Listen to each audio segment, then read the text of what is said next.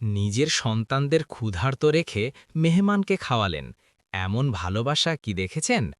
একবার এক ক্ষুধার্ত ব্যক্তি নবীজির কাছে খাবারের জন্য এলো। নবীজির ঘরে তখন পানি ছাড়া আর কিছুই ছিল না। তিনি সাহাবীদের বললেন, তোমাদের মধ্যে কে আজ এই মেহমানের দায়িত্ব নেবে? একজন আনসারী সাহাবী তাকে বাড়িতে নিয়ে গেলেন, কিন্তু বাড়িতে গিয়ে দেখলেন খাবার মাত্র এক বেলার, এবং তা কেবল শিশুদের জন্য। সাহাবী ও তার স্ত্রী এক বুদ্ধি করলেন। তারা বাতি নিভিয়ে দিলেন এবং অন্ধকারের মাঝে মেহমানের সাথে খাবার অভিনয় করলেন, যাতে মেহমান পেট ভরে খেতে পারেন। পরদিন নবীজি মুচকি হেসে বললেন, তোমাদের এই আচরণে আল্লাহ আজ অত্যন্ত খুশি হয়েছেন। ত্যাগের এই অসাধারণ গল্পটি আপনার হৃদয় ছুঁয়ে গেলে একটি লাইক দিন এবং কমেন্টে সুবহানাল্লাহ লিখুন।